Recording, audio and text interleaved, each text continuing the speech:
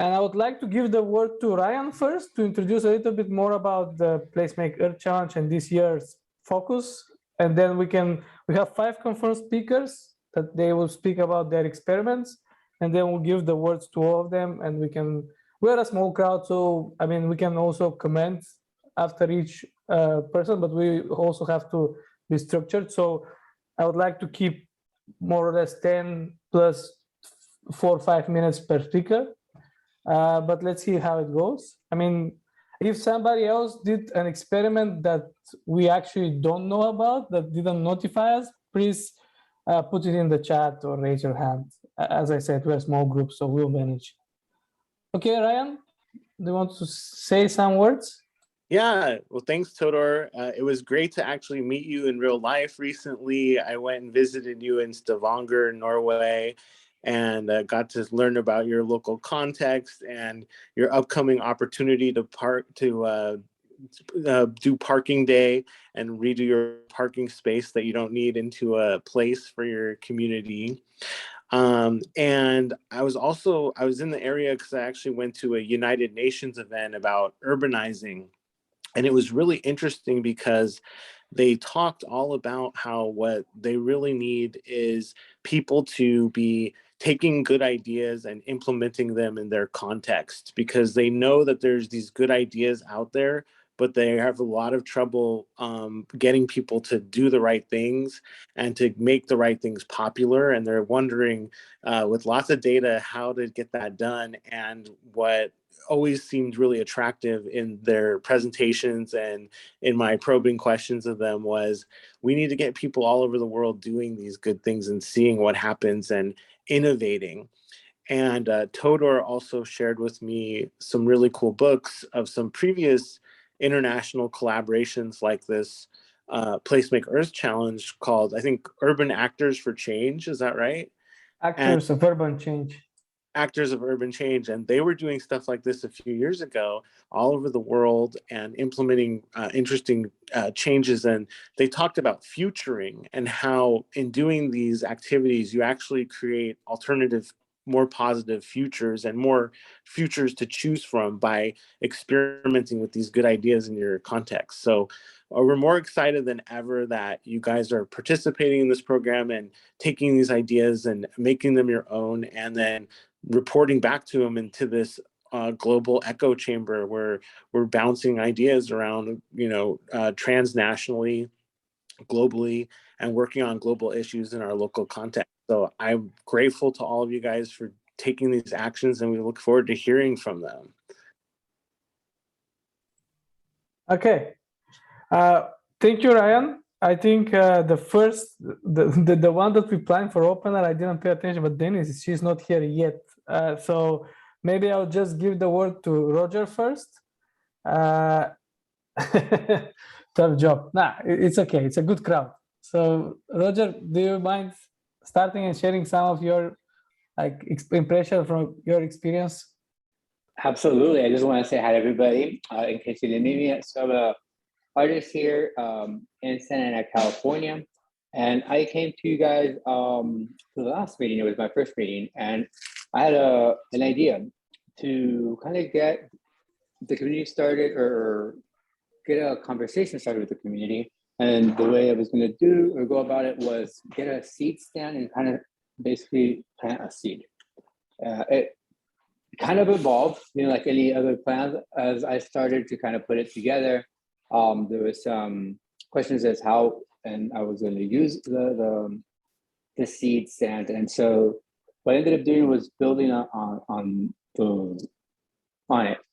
See, I came up with this idea because I kind of wanted to do, or I want to do a sculpture park here in Santa Ana, and there's been a lot of hurdles along the way. So we still don't have one, and I just proposed it to myself to put one together. And I kind of tied it in with the Semilla seed, and I have a short video that I can kind of share with you guys. I don't know if I could do a screen share. Unless it's going to take too long, I can just explain it. What do you guys think? No, show us the goods. Yeah. All right. Tell me if you need to write or something. I think. Okay, I've got two. So let me set it up. I'm going to be honest with you. I haven't done it before. So do this. Okay. So you guys catch it? Can you guys all see the screen? Yes. Oh, all right.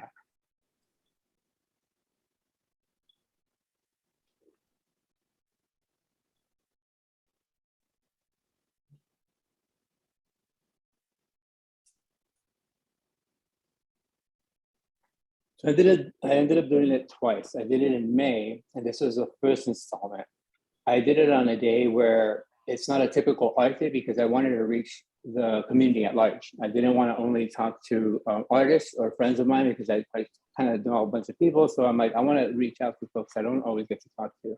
And it was really nice to get feedback on them. And they were surprised because they hadn't really thought about it. And we're largely Hispanic community out here, but there's all kinds. In this state, there's a lot of families that I ended up talking to. So a lot of kids, a lot of parents, and I got to hear what they wanted. And we were talking about parks, and I could just, the answer across the board was they needed green spaces because, especially in downtown, there just isn't any available spaces. And that was the first day that was the first time I did it. Then I went ahead and let's see if I can do this again. Oh, see, I did it again last month. This is a short little video clip.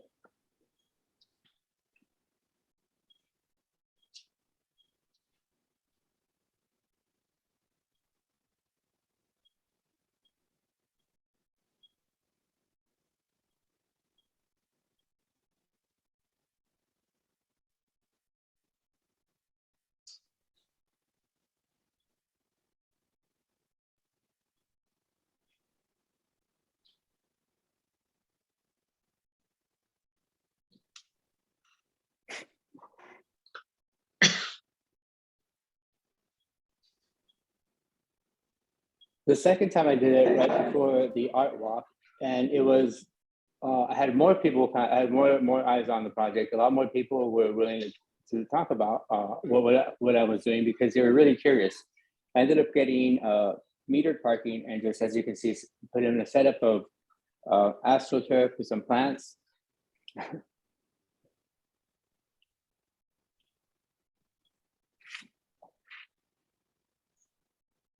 I did a lot of Instagram videos, so that's just a few clips of them. It kind of repeats here, but yeah, I can stop there. What I really liked about that second time was, again, I was able to talk to more folks, but they were also more surprised. They're like, I hadn't really thought about that, and it does make sense. It's only, we have so many murals, we should have more sculptures. They had less ideas, which I thought was interesting because a lot of them were either artists or artist enthusiasts since it was right before Art Walk. It wasn't during Art Walk, just again, a lot of times people are talking or hanging out, and I kind of wanted to catch them when they were, before the whole event started. And it was, I didn't know what kind of feedback I was going to get. I didn't know if I was even going to get any interest, but it was really fun to kind of put together. And I ended up applying for the Santa Ana grant with this project in mind. And I've yet to hear back from them. I don't know where we stand on it, but hopefully things look good. I've heard good things. I'm not quite sure yet, but my idea to do, or what I want to do next is, you saw the small orange. That was one of my small sculptures that I put together, but I want to make a big one. And it may not be that one, it might be something different, but we'll see what the city says. And if we get another chance to have another meeting, hopefully I can check in with you guys then and see how it went. Cool, that's so awesome. I think you're the first person in Santa Ana to do like a parking day type of takeover of a parking space for just a social space. Yeah, I was surprised because the idea isn't new, and you're right, I hadn't really seen it, either, but to be quite honest, I was kind of bracing myself. I figured I was going to get the meter maids on me, or at least some type of, but no, they just walked by. They just like, okay. And they just seemed to, I always said hello. I was always polite and wanted to engage them too, but they didn't really want to talk much with me. But as long as they left me alone, I was fine with that. I paid for it, right? So it's okay. We salute your tactical urbanism, Robert. Thank you so much. Roger. Yeah. I think it's great. Whatever it takes, right? I think, yeah, I think I would also like to compliment it. I think what I have learned from my own experience is very often that the art element in space, like in this kind of tactical, like temporary interventions, is always very powerful, because it really, like, we can speak a lot about, oh, what do you want this space to be, and what do you want, like, but when it's art, it really breaks up the limit a little bit, and then people are opening their minds even more than Yeah, they need to visually see it. yeah. But Well- even more than functional elements sometimes. I mean, functional elements are great, and sometimes they're, of course, fantastic design. But I think art it's really what really switch, like people really switch. Ah, yeah, actually, this could be different, like totally unimaginable. Yeah, I love that orange and the art elements, and the layout had some like Zen quality in a really not Zen environment. And I think Yes. I have a million questions, but I wonder, I see Denise is in the room, and this story kind of continues with a thread, because Denise is from the same community and did her project and had an encounter with the one green space in your downtown. And Denise, are you there?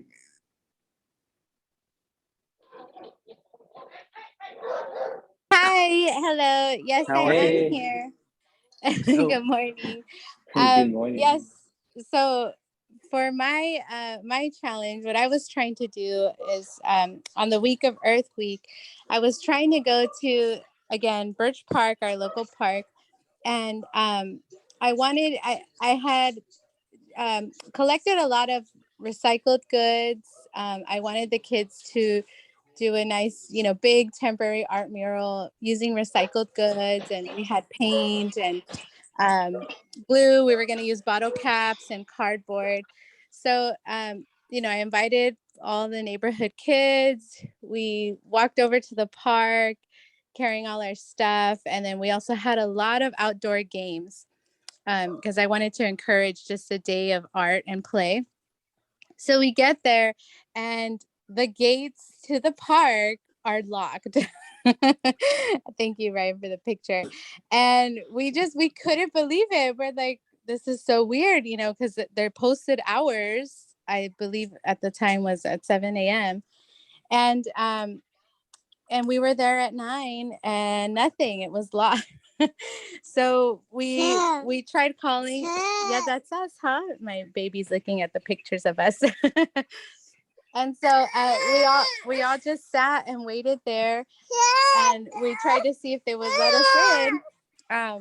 And we tried calling. So this park is.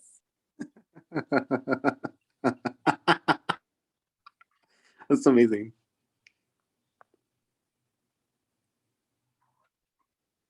I think we lost our Oh, I audio. think Denise, you're muted. Sorry, the baby muted me. Forgive me. Hold on.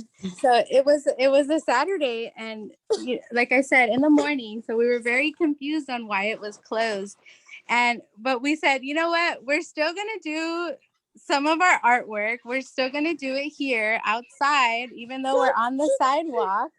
And so we tried to do our best with the very tiny space we had.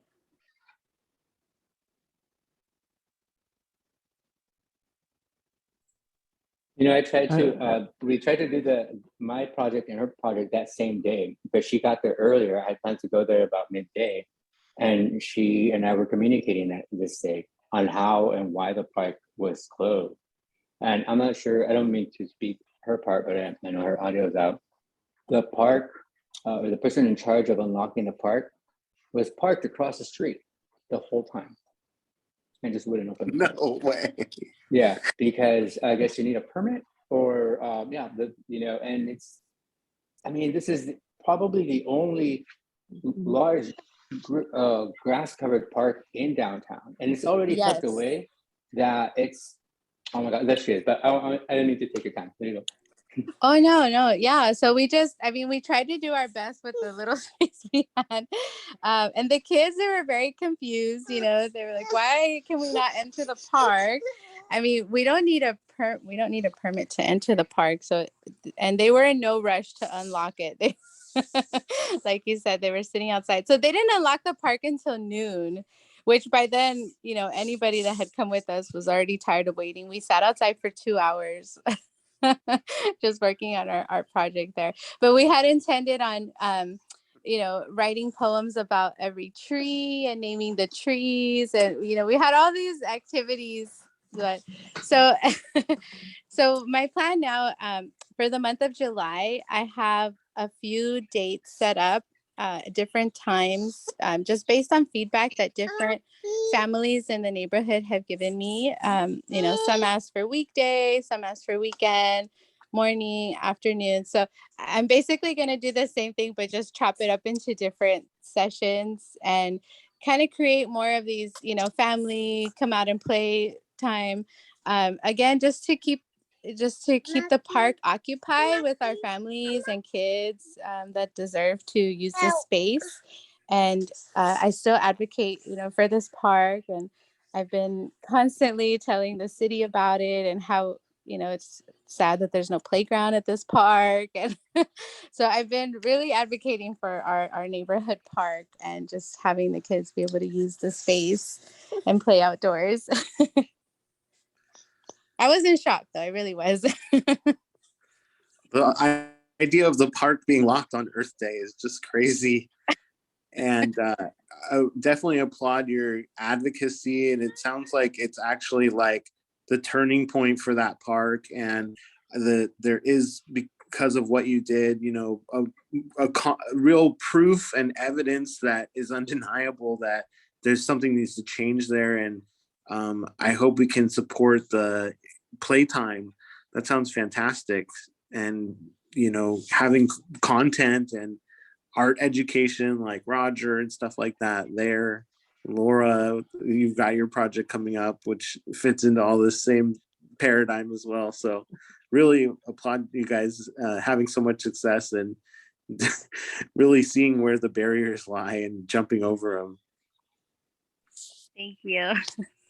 Yeah, but I think it's also, if I can add a comment, it's also very important to, like, the physical presence or being present.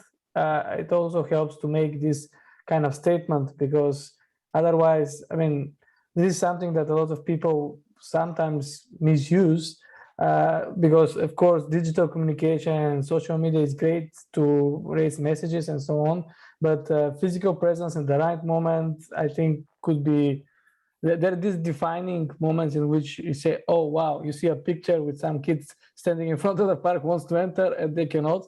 This is really like changing, like, okay, something has to be done. All right. So I think Priscilla came in as well, right?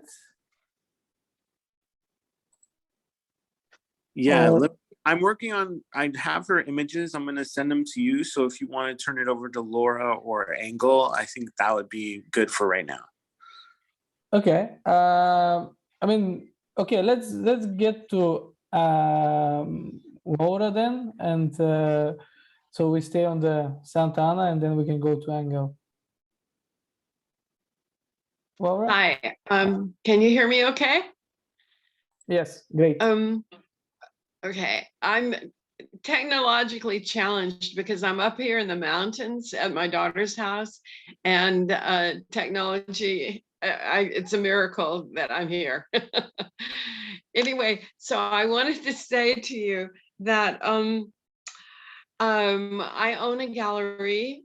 It was a nonprofit that closed at the beginning of COVID, and I said, no, we can't close it.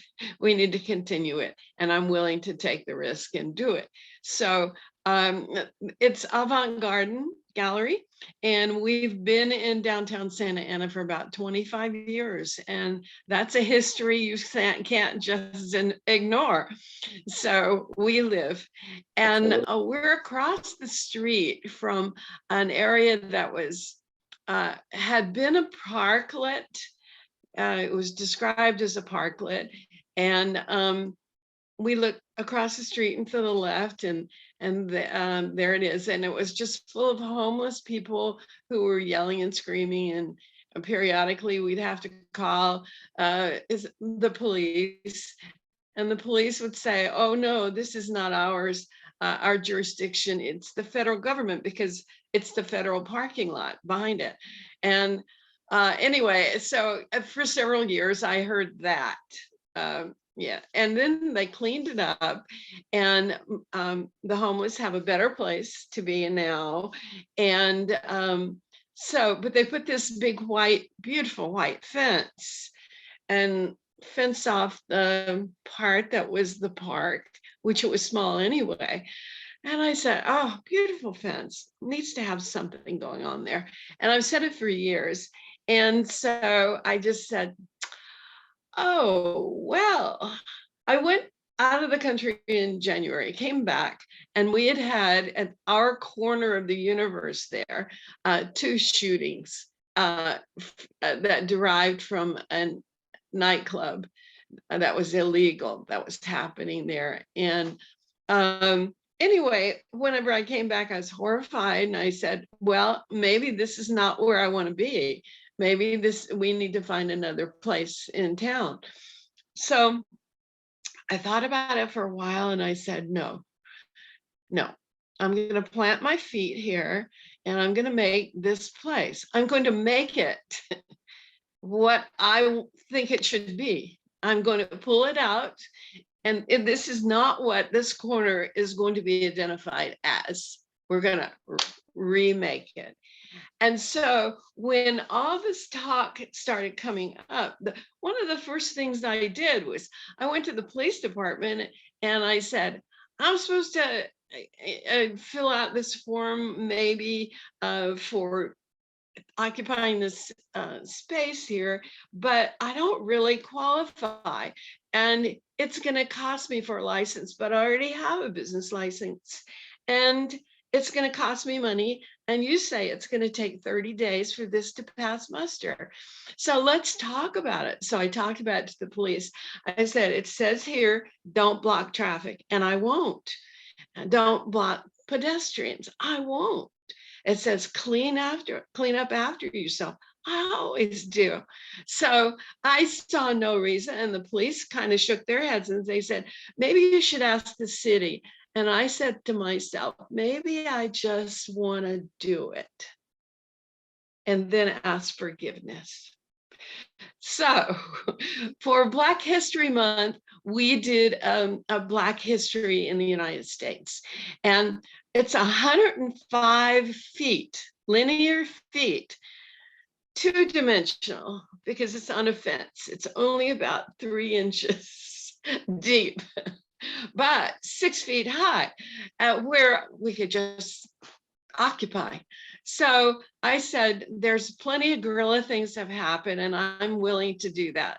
And so there we go. Thank you, Ryan. Here's a long view of it. And like I said, 105 feet. And every artist has got large art that sits in the garage because there's a limited amount of space. Now, we don't have a mural, but we have a huge piece of art. And you see the one in front of us there. So it's at least 7 by 9. And so we tried it. We just said, didn't tell anybody, but boom, up it went for 4 daylight hours.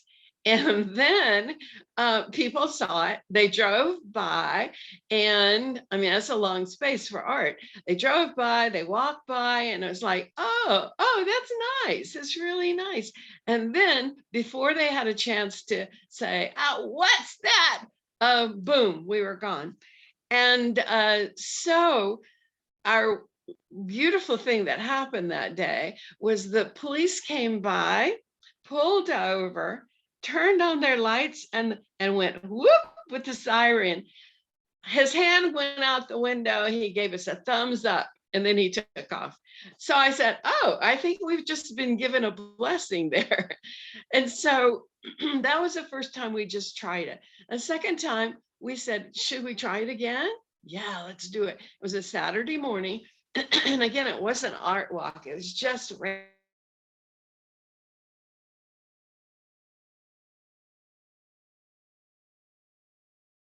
Did you went off? Ah, of women. And so we celebrated women on the next month. And then this opportunity came up for us to be a part of the Placemaker scene. And I said, perfect, perfect. We'll just celebrate nature. And we did it the day after, I think Earth Day was Friday, and we did it Saturday. And so everything you have here is themed with nature and the exuberance and the life of nature. And the one thing that when we had our last meeting get together is that someone suggested we do something interactive. And I said, well, I don't want to, have a congregation of people and then get in trouble because I've stopped traffic. But it never did, because it's like a museum. People just keep walking and they make comments. And so anyway, this is our interactive thing, was having the paper there for people to put their own expressions on nature, what it meant to them. So that's how it evolved from our interaction with you. And there's the paper stretched out. And if you see there, there's our little flyer up there. And our gallery is directly across the street. So nobody even knew that we were connected. It was just some weirdo artist across the street doing something. Anyway, we had a great time.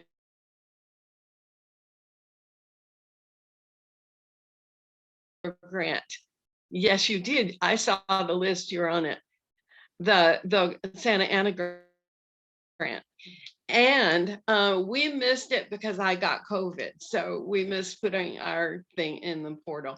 So what we've had it as, it's, I don't know if it was mentioned, but Santa Ana's been torn up for 2 years with putting in a streetcar, and literally street after street. And so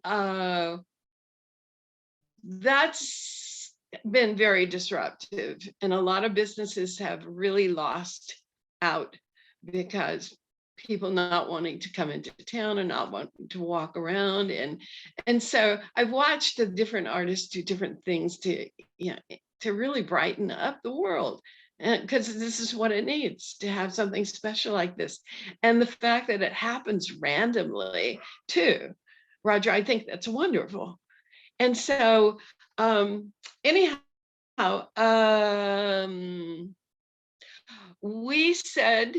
I said from the beginning, I said, we're going to do this. It's going to be free to artists, any artist who wants to participate, as long as they'll send it to me so I can see, and if we can curate it and put it together, because I like for it to tell a story when we do. We continued it. We got better and better at what we did. So we get very efficient. And other than the fact of handling large art, and some of it is so, we had a piece that was 9 feet high, 15 feet long. And where are you going to put that if you're not putting it on a building? So anyhow, we have continued it. We missed our grant opportunity, but we still do it. And so now we've moved it to the Art Walk Day to experiment and see how that works. So we put it up at 11. It officially opens at 12. We go from 12 to 6 outdoors, and across the street, then we, become the part of the Art Walk. So we have an all-day affair on the day of the Art Walk, something for the daytime, something for families, and something for art enthusiasts and anyone who enjoys a nice surprise in the beautiful sunshine. There. Wow, bravo. Thank you.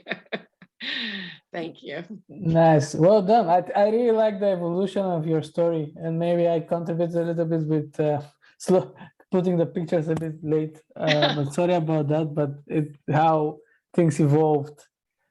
But what do you think? What art, that you made it a place, because so often they put art out and it's like in a place you can look at it for 1 second and then you want to move on because you can't sit there and there's nobody to talk to.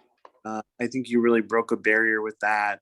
And the fact that that's like federal property that, they're pretty weird about and protective of, that you found this secret sort of opening to enlivening that otherwise, it was actually a public space that wasn't working, that the way they solved it was they just deleted it from reality. They moved that fence right up to the sidewalk and you kind of reclaimed it. And then how it echoes your property across the street, and that street has really fast traffic, which also degrades like the walkability of that street. So putting up that visual actually starts to slow that traffic because the interest starts to grow. So you guys really planted some seeds all across the area to make some change. It's amazing. You encountered the barriers in such a visceral way, each of you, that it had to change because it's just too crazy. So kudos to you guys. Yeah, thank you. And I really love the idea that you do it as a community and you open it like to, okay, everybody can bring a piece and put it there. I think that's it's a great element to keep. Yeah, you guys even you can't really see it from the pictures, but we're on different kind of corners of downtown too that we've been activating. And I just want to give my fellow project partners bravo to you guys. Let's hope all this keeps on growing. Great. Okay, thank you very much, Laura. Thank you for sharing your story. I will jump.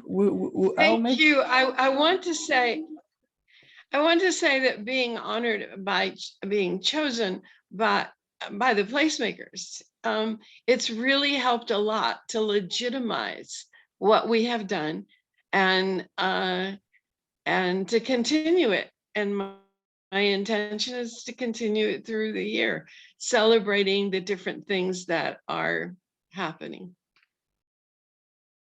My screen is going crazy right now, so I hope you're okay. But a beautiful way to finish, nevertheless. Okay, I would like to give the word to Angel now, and we'll make you jump back to Europe for one project where he can share more about his experience with this Placemaker challenge. Angel? Thank you, Todor. Hello, everyone. Just to share my screen. Okay.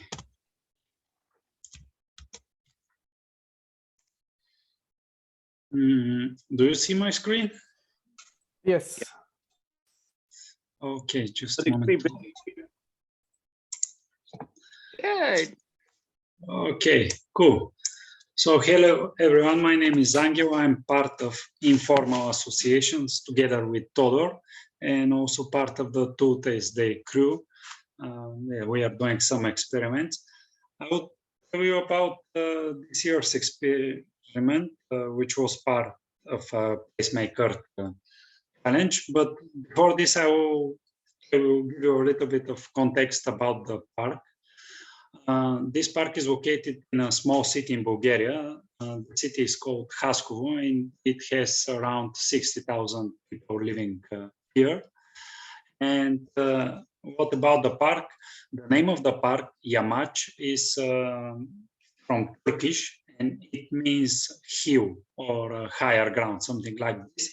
So this is the park in the context of the city, of some part of the city. So it's a relatively big park, and it's a very important public space for the people from living in the city center and the southern part of the city. On the right, you can see the stairs that are leading to the top of the hill. The top of the hill, which is flat, there is located the football stadium of the Haskovo team, and some other alleys. The other parts of the park are more wild ones. They're like some alleys. And this brings to the fact that the park has a really nice biodiversity in nature. Also, there are some picturesque views because of the hills. And 2 years ago, it happened that a big part of the park has been sold out to a private owner. These pots that you can see here with different colors. And not only that these parts were sold out, but they were regulated as a residential pots. This happens like 15 years ago, but nobody takes care back in the days. And like 2 years ago, one owner of this red pot here started to build a house in the middle of the alley that is going into the forest. The park is very popular with this, that a lot of people use it to walk, just to walk, not to run or to practice other sports, but to walk, especially in the forest. So then together with other local activists, we first organized protests during one very rainy day. Then we conducted several cleanings of the areas of the park, organized a workshop with kids. And the aim of all these activities were to make some noise about this problem and to keep the park, to save the park in the way that it is now. Because as I told you earlier, there is only one house that has been built from all these pots that you see here. And it's a huge area. Later, we organized even a bigger protest into the stadium. And we also conducted a petition in order to keep the park, and we have gathered more than 2,000 signatures. And what has happened is that the municipality formed a commission, special commissions, which aim is to make negotiations with the owner of the pots in order that the municipality invests some money to buy back this land, so to keep it as a park. But what has happened during the negotiation is that the owner of all pots, that is more or less related to the mafia, he wanted a very, very high price for the land. So everything got frozen like a year ago. So what we did in the last year, we have decided to do some practical interventions and in the park, because we really love this park and visit it very often. So first, we, as users of the park, we know some of the needs of the park and the other users. One of them was to put some trash bins, so we have decided also to buy some wood, and together with friends, we have decided to construct 3 trash bins. So this is the final result. We decided to put like some more like nature design, to engrave the keep bin at the bottom of each trash bin. And when we were going to place them at the locations that we have chosen, some kids find another way to use the trash bins. But luckily, it was before they were used as a trash bins. So yes, we placed one of the trash bins at this part of the park, which is in fact a public football field. This is only a small part of it. That is in fact regulated as an urban area, as a residential area, because nobody took care of the cleaning this place, but it is used by a lot of people. But because it is private, nobody took care of this. So we put the other trash bins into the forest. There are a couple of areas that there are some benches, but nobody take care of the trash. So we put the bins there, and for the next, this happens was November. For the next 2 months, we changed the plastic bag inside the trash bins in order to keep clean the park. And later, the curious thing is that the municipality, months later, saw these bins. So now they took cleaning in their own hand, and they clean, the municipality cleans these areas. So what we have decided to do as a part of Placemaker Park Challenge, we found an opportunity with, in fact, it was very curious that we saw an exhibition which consists of nature photos of wild nature in Bulgaria and some endangered species. These are all located in areas of Natura 2000. So we know the guys of these organizations that has developed this exhibition. It consists of 32 panels with photographs that you can see there. So we have decided to do this as a kind of experiment, because we haven't an exhibition in a public space.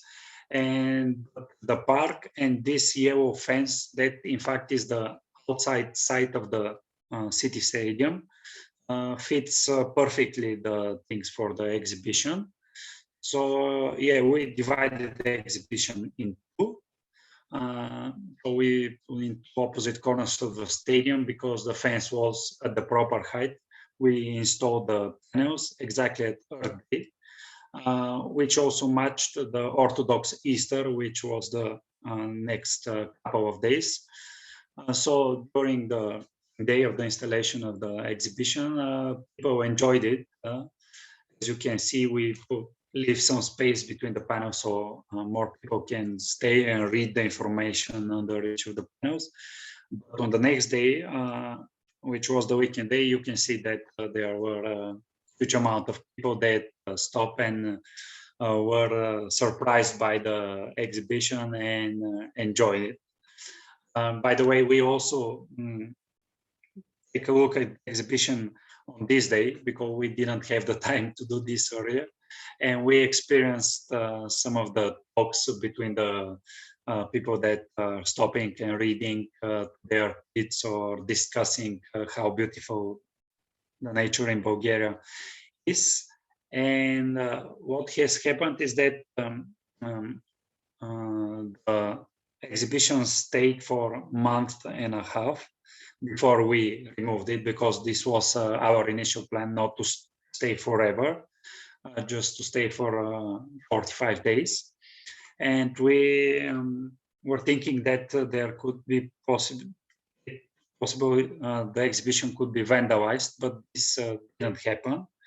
And when we went to remove the panels with one of the organizers of the, and one of the photographers of some of these nice pictures, he was very inspired and very motivated, and he said to me, this is the way that exhibitions should be done, not to put them in some exhibition hall or some arts hall that where the public is limited, but just put it in a public space where people just go for a walk or go to like have some free spare time in the nice natural environment. And then they are surprised by the exhibition, which is giving added value not only for their body while they are exercising, but also for their mind and soul. And I'm sure that a lot of people enjoyed the exhibition during this period. And yes, that's it. Thank you for your attention. Wow, amazing. Can you share on that pathway you showed, where where did that go to and from? Because you heard in Santa Ana, it's like they had to partner with events to have people walking on the street, whereas it looked like that was kind of a well-worn path. Where did that go to and from? Which one? The beginning or? Oh, you showed it. It was kind of the corners, right, of that stadium, basically, where you hung the exhibition. So it was crossing paths. Yeah, this. This spot next to the stadium, or? Yeah, where are these people going from and to? Is there a transit stop, or they're cutting across town, or they're leaving church, or they're leaving the mall, or where? No, I will explain it probably here at the map at the beginning. They are just going to the park for a walk or to have some activities because there are a lot of things going on the park. I mean, so they just went at the top, which is up here. They just walk or have some activities. And yes, if I probably get your question. Yeah, no, that's they're walking. great. They're walking around the stadium, walking into the forest, or running, of course, not only walking. So, yes. So there's kind of a mixed use quality in the park. There's programming and natural beauty that they're attracted to, and it seems like it's embedded between multiple neighborhoods. Yes, and there are a couple of big parkings because it's kind of a city park. You can see here that related to the scale of the city, it's quite big. So some of the people are coming with their cars, they stop here or on the other side, and they just enjoy the nature and the park, and yeah, it's commodities. Thank you. I'm curious just to add on this, like when you listen to conversations, did people relate these photographs or nature pictures to what is happening to the process in the park, that there is a possibility that like having piece of nature within the city being kind of changed or destroyed even? I mean, did they relate to that, or they were not going that political? Our intention with this intervention is to remind people to be aware of what is going on, and that a big part of the park is could be built. But I'm not sure that people make this connection, although we want them to make it and to say, oh, look how beautiful the nature is, and this place, this park, and where it fits here. But this part of this park could be built, and let's do something about it. So they just enjoy the exhibition, I guess. Cool. Okay. And is just I could imagine benches being added next time so people could sit and watch all those people walking by the art. It looked just ready for them. You made a place. Yes, good suggestion. Thank you. We have ideas, but now we didn't have the time. But yeah.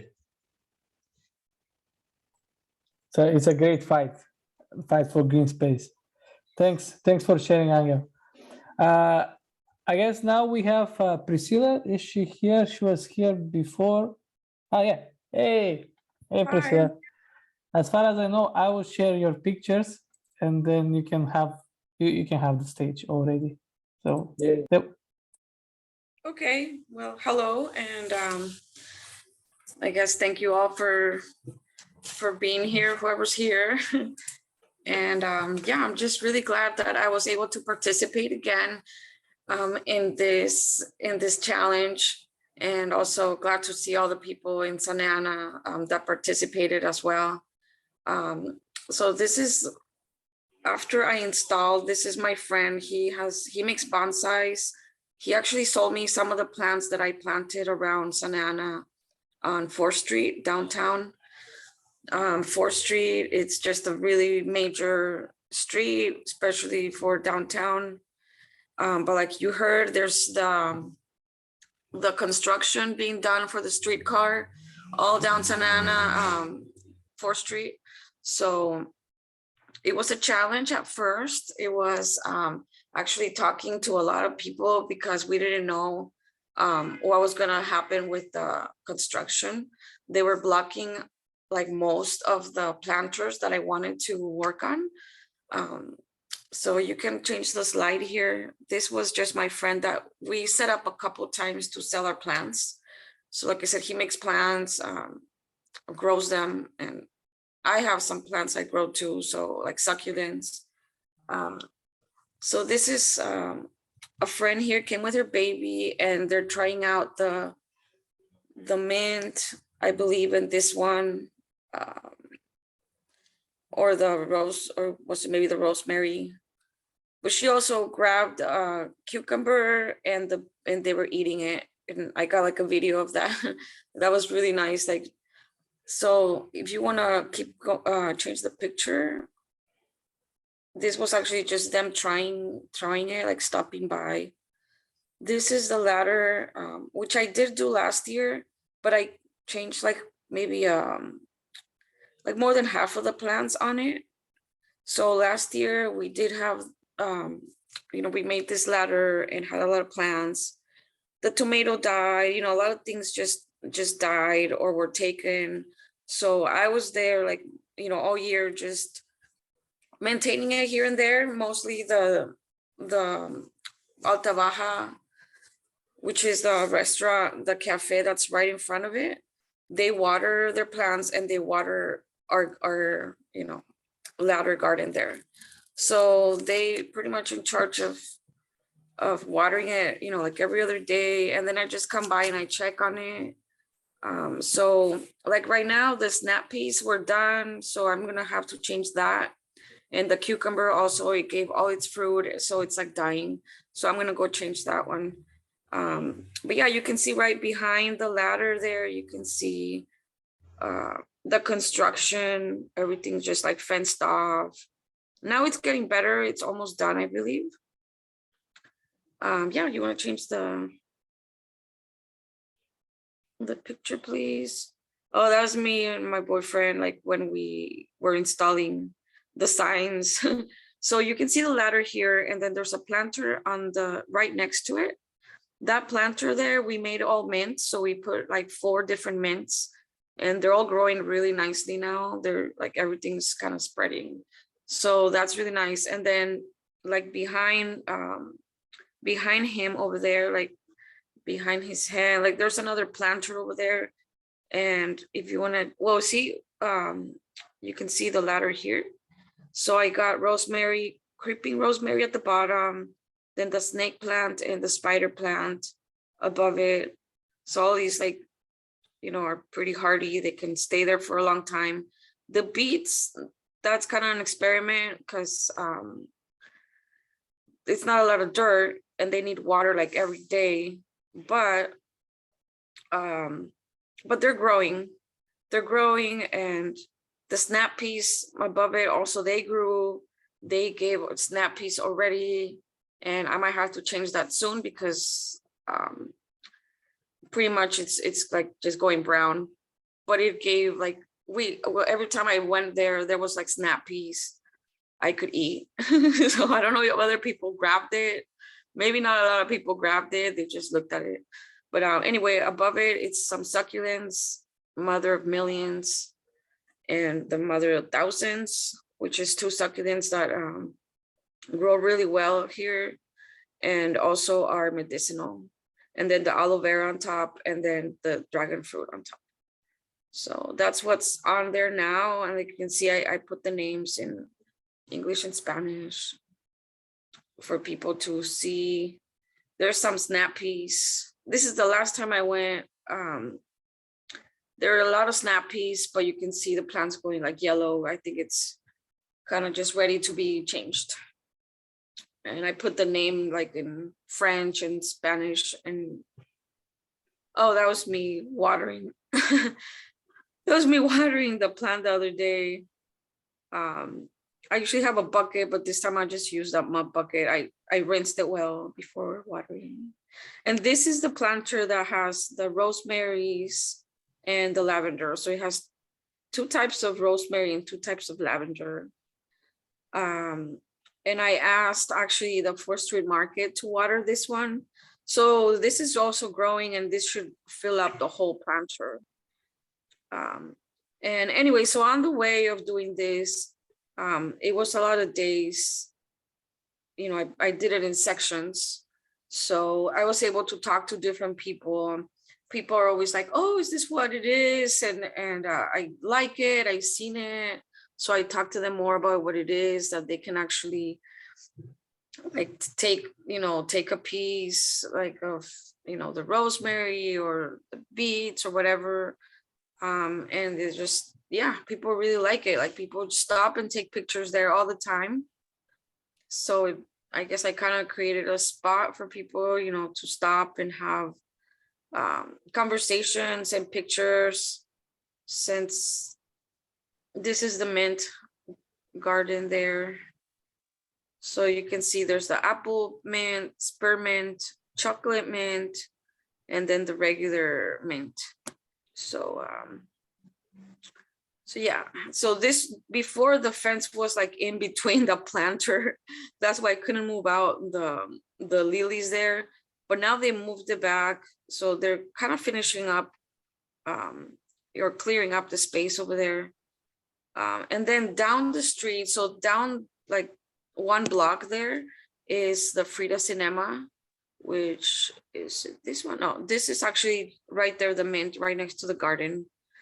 But there's another picture that's also the mint. There's a picture of some succulents. I don't know if I send it over, but anyway, at the Frida Cinema, there's another planter, and we put succulents. So for my garden, I grabbed maybe like 10 different succulents. And for my friend's garden, that one that grows the plants. So we were able to just plant that. He sold me a lot of dirt, good dirt, because the dirt there was bad. And another thing is that there are sprinklers, but they're not working yet because they just put the sprinklers. So I'm planning to go do another planter as well, right next to the Frida. But they're being kind enough to water the planter for now. So they're excited also to be part of it, and yeah, so I'm able to talk to the people like at the 4th Street Market, like help, asking them to water it once a week. And then at the Frida also, they water it once a week. And then I just come by. So I'm going to be coming by like just through the year, putting different plants in there. And I actually made signs, and the signs say placemaking. So it has the links for our Instagrams. So that signs that you see us holding there, it says Plaemake Earth, and it has like the Instagram links to my Instagram, Downtown Santa Ana, Placemaking USA, and my friend that sold me the plants, because he makes, he grows them. So I wanted to promote him too. So yeah, it's a way, I think, to kind of tell people what we're up to, what we're doing. And like I said, it was a really nice experience having friends over, or even just when I'm there watering, like I see friends or I see artists and people, and they're like, oh, that's you that did this. And because I didn't have a sign before, but now I have a sign on there. So now people can actually go out to our sites and check it out. Yeah, and I don't know if you have any other questions.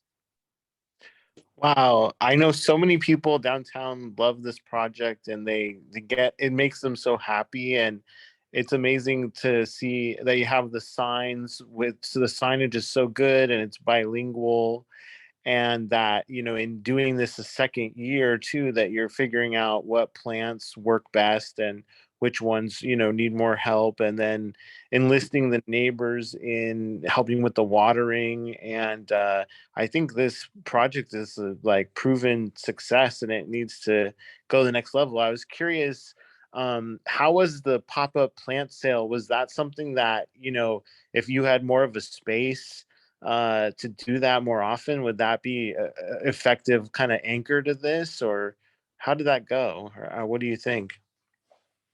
I would really like to keep setting up. I think the first time when we were there, was it like March or April? Actually, it was during April. Like the side was blocked off, so there's not a lot of traffic there. There wasn't a lot of people, but I think it's getting better. So I do want to keep trying to go there. And we don't need that much space, so I think there's enough space to just get to like right there by the mint and set up a couple tables. Yeah, I want to keep doing that. We only did it 2 times, and the second time was better than the first time, just because the street was blocked and now it's open. Yeah, I think if I can add, I think it's, and I have a question for you, Priscilla. I think it's a great project. I think it's very nice that you keep like working on it and keep kind of establishing it. And in that regard, I'm really curious to know whether people like, because you at this point also had enough experience of what works with people and what doesn't, or like what you give us a suggestion how to encourage them to take care of the like plants, or like the people that are watering the plants and so on. What do you think helps in the process of making them on board? Or do you have some special tips and tricks? Well, the people that are right in front of, that are taking care of it, it's a cafe, and they have a lot of succulents and plants like down that counter you see there behind, like they usually have tables, yeah, right behind there, that they have tables and chairs, and that's all full of plants. So they're good with plants already. But they also told me, like, don't put the beets, don't put the snappies, because they're really fragile. And I'm like, well, I'm just gonna do it anyway. I know it needs more maintenance, but it was a challenge. So I put everything really easy to, I just tell them like water it every other day and it's good. But the beets and the snappies are fragile, and I have, they only like give fruit and die. So that's just kind of, I wanted to do something challenging. But I think it's just simple, because I mean, in California, everything grows well over here. Like most things grow easy as long as they have like water every other day.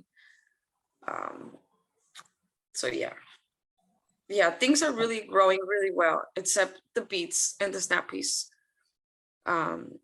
But they're almost, like the beets, they're almost ready to harvest. And then I'm just gonna plant something easier after. Nice. It's great. It's great. And it's like this movable staircase going around, like encouraging also other places in the city to start having vegetation and like plants. It's an awesome idea. It's awesome meaning as well behind. Really inspiring for sure. So, and I think it does, it does help people want to plant more, maybe individually, because they ask me when people are like interested, they're like, oh, can I grow this? And how is it to grow that? Like they ask me when I'm there. So I think it just helps it more like, yeah, I can do this at home, and then I tell them too, like, yeah, let me know if you have questions, and I'll, be glad to help. Yeah. Great. Okay, I see. Tina, do you have some pictures on that? Or do you want to share? Because I see that you posted it. Sure. Yeah, I just wanted to jump in quickly. I know you got a full schedule today, but I just wanted to say, we've been with the Tootltests group from the beginning, right? Yeah. Long time connecting with you guys. So anyway, I also wanted to say, like, I feel like the future of placemaking really has to be tied to the climate, nature, and that to get away from just one-offs and how things grow over time. And this Plaemake Earth challenge really points to that, like how things develop and grow over time and that sort of long-term commitment. So it's kind of been wonderful for me to see how a couple of these initiatives I was involved with through this group, grew. So I wanted to just show you, here's this, I'll share my screen. This is this, you guys know about this, some of you, the taking the ivy off of trees and saving existing trees we have. So I was sharing this with different people around Raleigh, and a couple people who are heading up the Boy Scouts have decided to take it up. And so they're scheduling getting these tools and taking them out to cut the ivy off of trees every 2 weeks for the next year. And they're applying for funding. So that's like, the Boy Scouts wanted to do something and they saw this as a great way to make a difference. So that is being in the process of being funded and organized by several people. And then let's see, wait, the other screen share I wanted to do was just to show that this, I planted some wildflowers on the Hell Strip. Can you see that? Yes. Okay. And how I only planted them once and they continue to come up, which is kind of a cool metaphor. And then I was noticing that like this, it's just like this huge bouquet that I didn't even do this year, but now it's just sort of got a life of its own. And then I was noticing that down the street, some neighbors of mine have taken over this little bit, of land here and started to plant it with native wildflowers. And they've done it on both sides of the street and put a lot of effort into it, honestly. And it's kind of a new entrance way for our street. And that's really pretty with all kinds of native wildflowers. So that's part of this ongoing Hell Strip blossoming. And then and just to see that, taking off without my prompting even.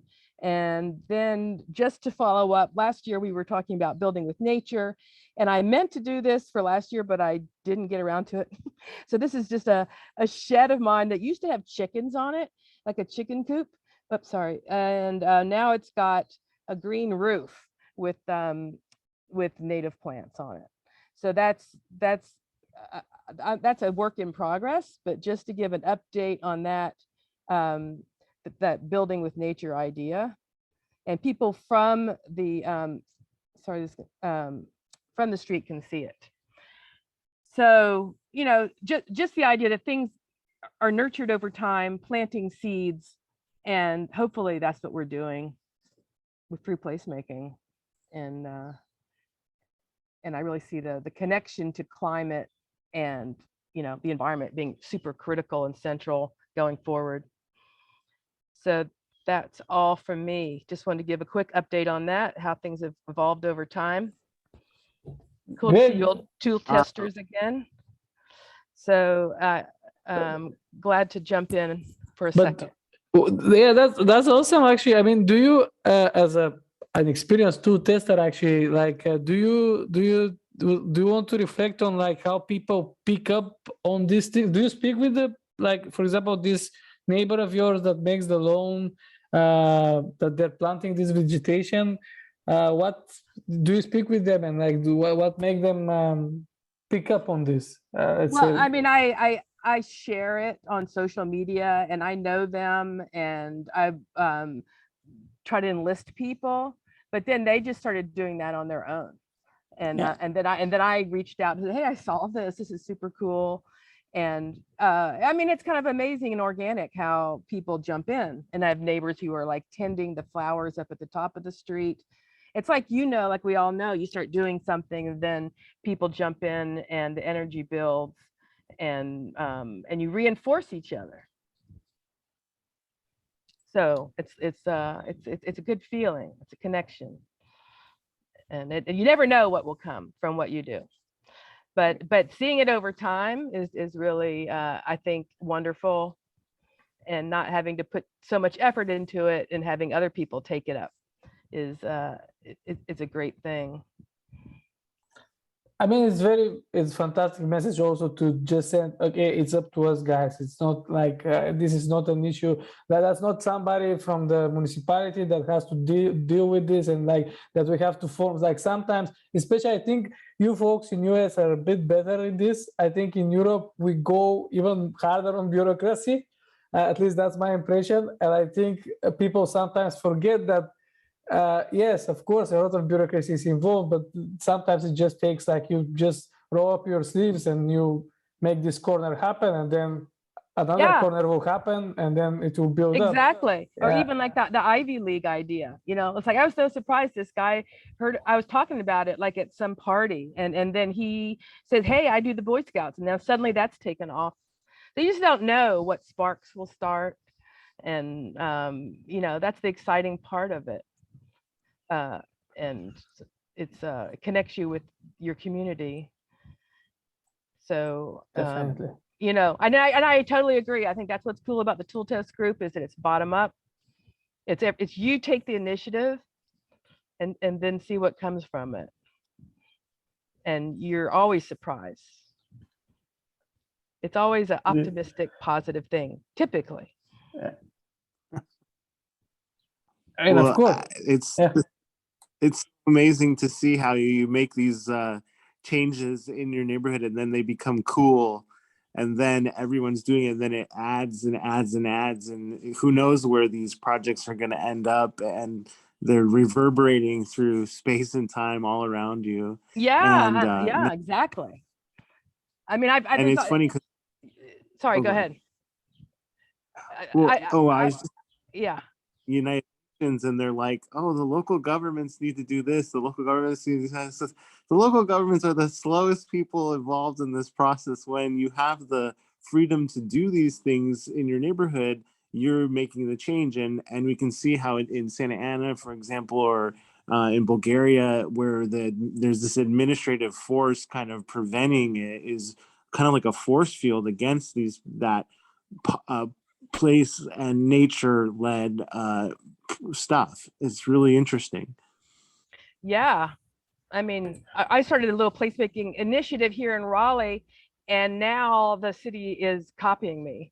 So whatever I do, they're doing it. I bought some street barricades. Now they bought some street barricades, and they're just like following me. So it's kind of cool. And you know, it's very exciting. There's, you know, we're going to be cleaning up a creek nearby and making it into a play space. It's cool to see how momentum builds. So thanks to this group for that. Thanks for being part of the group. Yeah. Awesome stuff. Okay, I think we have 10 more minutes. I think we can just open it, and if somebody wants to comment on the things that were shown, or like give advices, ask some other question, feel free. Just unmute yourself. I mean, we are a few people in the group, so if there is none, I think we can stop recording, and then we start speaking about parking day. Well, really quickly, I'll just say that I mean, today was really powerful to me. I think that we went on this journey this year saying that, you know, parks are incredibly valuable in many ways for a community, for social health, for mental health, and physical health. And yet, you know, some of our parks are underperforming or not accessible. And we also have so many opportunities for parkifying non-park spaces. And I think you guys demonstrated both how both are important, and how both need to be connected, and how you need to have having a person in the space really enhances the interconnectivity that happens. And that having a place there as well, so where people can sit or people can look at something or eat something, really turns it into a whole other dimensionality. And I think all of your projects have big futures, and I hope we can be a part of it and supporting it through this challenge. But also, I think these projects deserve their own funding, and like Tina is finding, or Engel is finding, there's really ways to, I think, take these projects to the next level and make them sustainable even. So kudos to you guys for breaking through, like from 0 to 1 on these projects. And I'm so impressed, and seeing it all together is really, I think, very beautiful. And I think that between policy advocacy and more action and more funding and more programming, these types of projects are what we need to change the world in the right direction. So fantastic work. And beyond Parking Day, which is exciting, I think that's usually in September, we did get talk to a really interesting person at Placemaking Sweden about mycelium being the next year's theme. So maybe drop us some feedback on what you think of mycelium, which is the sort of fungusy undergrowth that connects trees and acts as a smart network between different species collaborating together. So yeah, I'll turn it back to you, Todor, or anyone if they have any comments too. I mean, Ryan Small has spoken. You wrap it up fantastically. So I think I don't want to. It's very hard to add something else to this. I mean, except congrats to everybody for being part of it, and for just challenging yourself, challenging the space around you. And I think it's great, and we'll keep going. And I think what just Ryan said about the next year's theme, we are also pretty open.